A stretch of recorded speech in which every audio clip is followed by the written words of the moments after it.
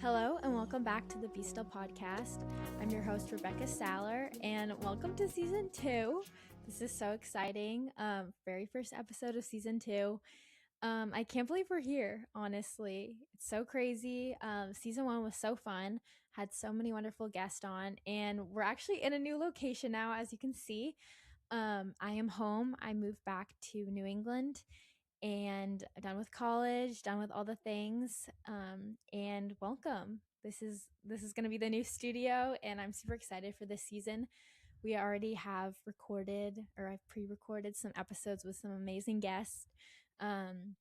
It's so cool because I have so many amazing friends at college and then here as well. So I'm just excited for you guys to get to hear other people's stories and perspectives on different topics, and just some really powerful things coming this season. So thank you for listening. And if you're new here, welcome. This season is just going to be more fun, more lighthearted, but also still all about the Lord. And yeah, today's episode is kind of just going to be a little catch up of life and all the things, and then just some things I'm learning in my walk with the Lord. But again, like this season, I want it to also be practical things, things that we walk through in our life, whether that's relationships, friendships, just fun things too. Not always about deep things. I mean, it's great and the Lord's in every aspect of our life, but I also want it to be a fun season. So I'm super pumped. I'm super excited. Thank you for being here. Thank you for coming back for season 2 if you were someone who watched the first season. So I'm super honored that you're here, and this has been such a blessing, and I'm super excited to have more people on. So just a little update. So obviously I'm home. I'm in a new place. I'm back in New England, New Hampshire. Life has just been crazy busy since graduation. I'm filming this in August, so right when it's coming out. And this summer has been a whirlwind. It has been crazy. I cannot believe that it's technically already time for the next school year to start if I was going back to school. Which is wild. I'm not. I think it took me forever to process the fact that like I was done with school. I feel like when you graduate, it's like so many emotions all at once that you kind of feel numb to everything a little bit, and it doesn't really hit you. And so I feel like it's been hitting me more in the back end of the summer. Um, so I'm grateful. I'm so glad to be done with school. I mean, I loved college. Like I loved learning and all of that. I don't miss college. I miss my friends a lot, but I'm really grateful for the season I'm in right now. But then again, it's also been such a transitioning time. So it's like almost like you're grieving and you're excited all in one, almost like grieving what your life used to be, but then also so excited for what's happening now. So post grad life so far has been great. Summer has been full of so much with weddings. Um, my sister, she graduated high school, and just like so many different events going on and things that have been so fun. So that's what I've been busy with. I started my own business, and so I've been busy with that and working. And then also the Lord just blessed me with such a great community of friends and people. So I've been hanging out with so many new friends and friend groups and friendships and all the things. So I'm just super blessed and thankful to the Lord for that, because, transitioning from college to post grad can be kind of hard if you don't have a community. And so I'm really grateful to the Lord that I have a community here, because I didn't at one point. And I know I talked about that last season a lot, of how the Lord brought in people into my life. So I'm really grateful for that. But at the same time, it kind of feels like I don't know what I'm doing with my life. And I think it's just all the normal feelings of being post grad. But I'm super grateful. And it's just been a sweet season. But I kind of want to talk today about, transitioning seasons and going from a season where you feel like you're really desperate and on fire for the Lord to a season that is not as hard, and how that can kind of like affect your relationship with the Lord. And what I mean by that is, last season I talked a lot about my journey with like my health and like Lyme's disease and different things, and how that was a season that really drew me to the Lord in desperation for healing and for him, and just really needing him for every single day. And so that was a beautiful place of being desperate for the Lord, which I think we should always be desperate for the Lord, but I was really desperate, like even like physically for him. And this summer, even like I've been doing a lot better, and like I'm still walking through things, but in such a better place. And I think it's been a transition of like, wait, why don't I feel like as desperate for the Lord, or why don't I feel as like on fire almost in a sense for him? And it kind of would make me scared because I was like, what am I doing wrong? All of that. And I think I'm processing and learning that, different seasons change, and your relationship with the Lord doesn't change, but different seasons can change how you feel. And we're not supposed to be led by emotions. And so I'm learning that, I used to think like we're always supposed to be on fire for the Lord, which is amazing. And like we should be excited about Jesus and on fire for him. But I also think that when that maybe burns out a little bit more, what do we do with that? What do we do with that thought?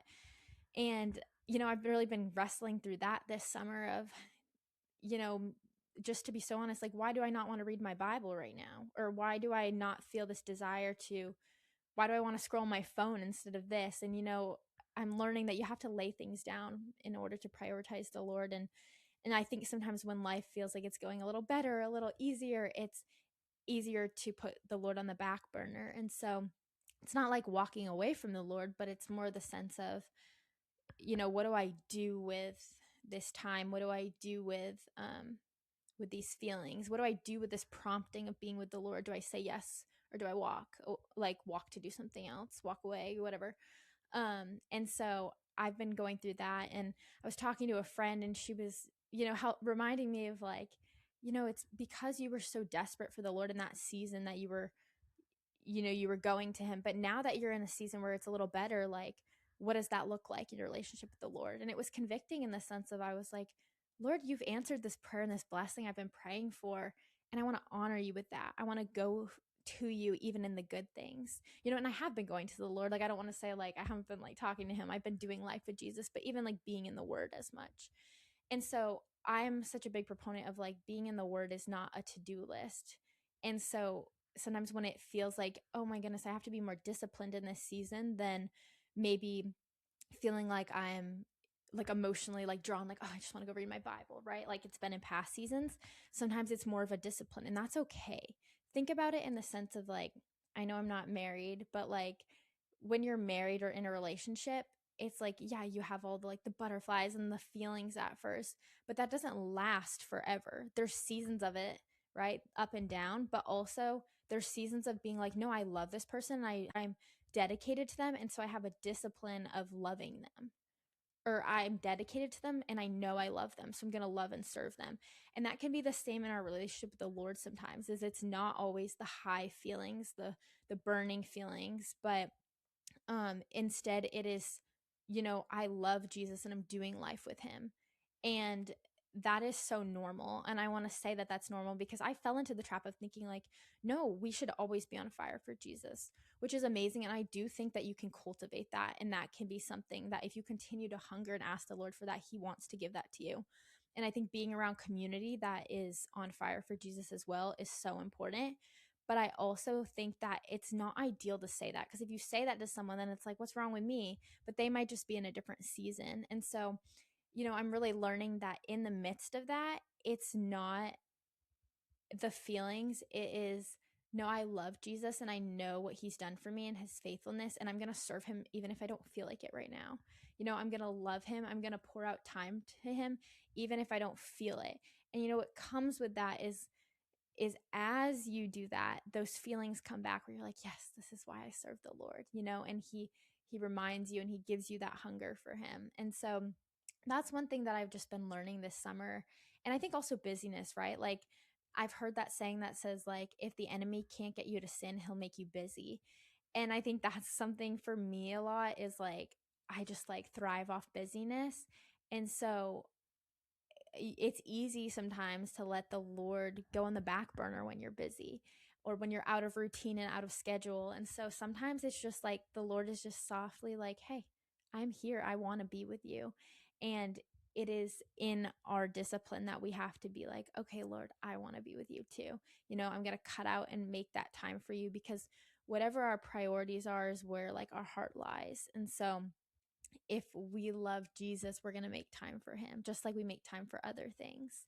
And so that's something that I've just been learning in this season of post grad. I know it's only been like a few months, but is just adapting to new routines and new schedules, as well as like being like, okay, what does my relationship with the Lord look like in this season as well, because naturally seasons change and that's going to shift as well. In the midst of, this summer and a little bit of that season, sometimes it can feel like you're in like a funk, or you're like, what's happening? And the biggest thing that I found is like, you are not alone in it a lot of times. And that's why like godly community is so important, and friendships that you can have those open conversations with.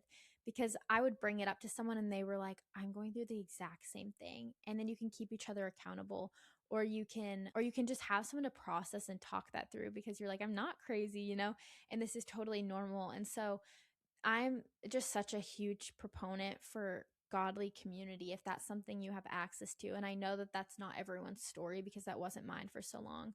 But I encourage you to pray for that, because the Lord wants us to live in community and he wants us to do life with other people. And so that is something that I'm so grateful for, is having those people in your life, whether it's a mentor, a friend, a sister, a brother, a parent, like whoever that is that you can trust, like go to them with that, because we're not supposed to walk this life alone. And it's so encouraging and so important when you can just pour out your heart to someone about where you even are in your relationship with the Lord. I think it's just so important to have that godly community to encourage you and uplift you, and also to have people who are running the race with you, who are chasing after Jesus like you are. Because I found that too, like being in Bible studies and different young adults groups and things, of like, when you are loving Jesus and having those conversations, it stirs that fire for the Lord, because someone else's fire is contagious.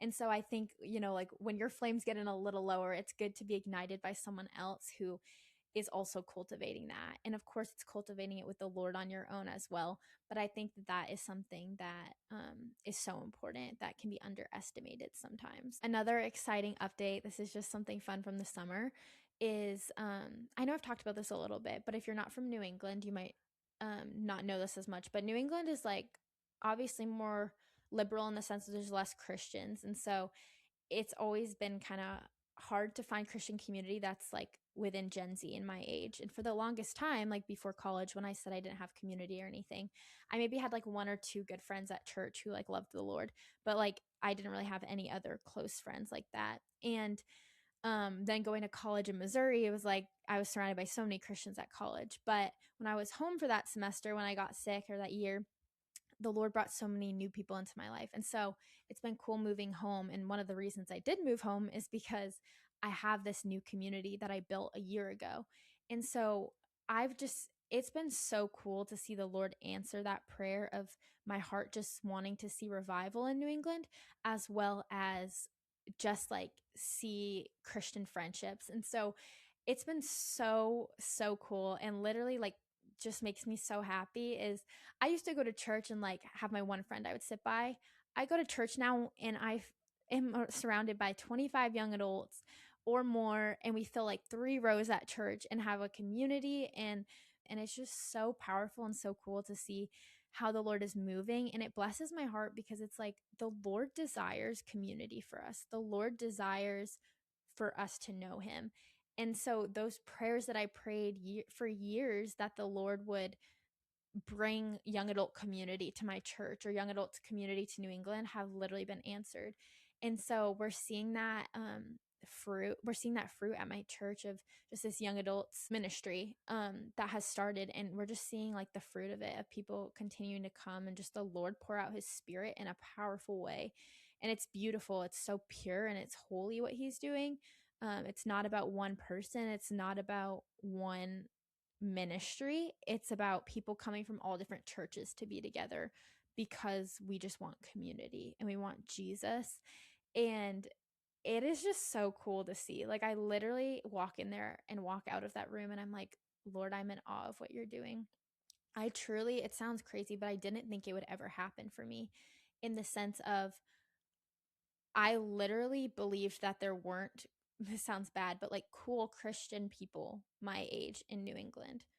Like, I genuinely didn't. I was like, oh, well, if they're like fun to be around, they don't love the Lord, or they're like just interesting. I don't know. That sounds so bad of me, but I literally did not think that. And it literally just makes me so in awe of the Lord.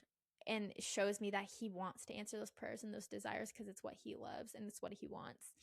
And we actually had our young adults ministry put on a New England wide beach worship night where we all went to the beach in the evening and we did worship. We had some people share some testimonies and some stories. We had a few baptisms in the ocean, and it was such a powerful night. It was so cool.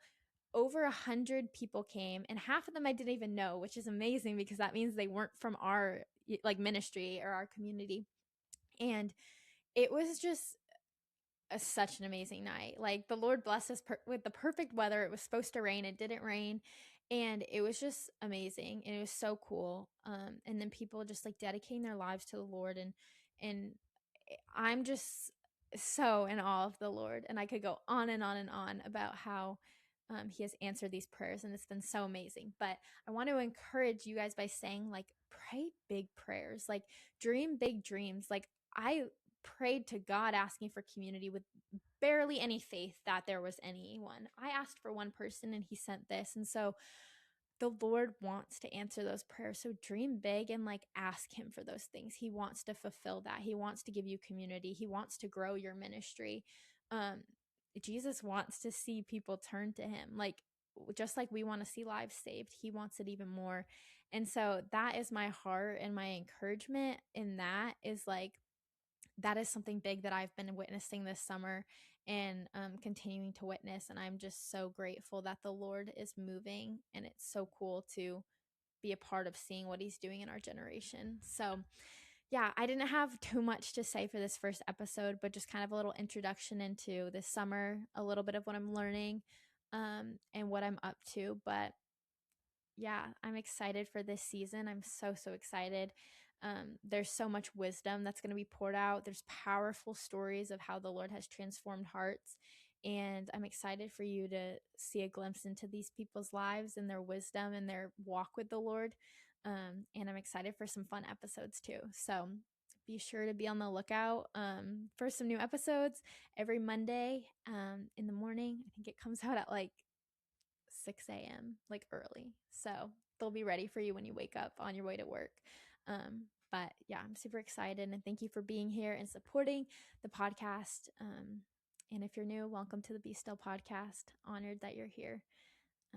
But praying for you guys. Thank you for listening, and we'll see you in next week's episode.